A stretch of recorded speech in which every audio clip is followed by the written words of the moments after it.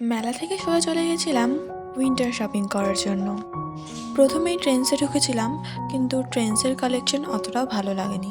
সেই জন্য আমরা সেখান থেকে ডাইরেক্ট ভিটুতে চলে আসলাম। আর ভিটুতে এখান থেকেই হেয়ার সাইজের জামা অ্যাভেলেবেল পাওয়া যায়, কিন্তু সেই দিন পাওয়া যাচ্ছিল না, তো ভিটুতেও সেরকম কিছু পছন্দ হয়নি। আর এইটা পরে তো ওকে মনে হচ্ছিলো কাশ্মীরে চলে এসেছে। আর ওর তো এই জামা পরে ট্রায়াল দিতেও খুব ভালো লাগছিলো, কারণ ও এইসব খুব ভালোবাসে। আর আমি এখানে ভিডিও করছি, আর দেখো শপিং মলটাকে নিজের বাড়ি ভাবছে।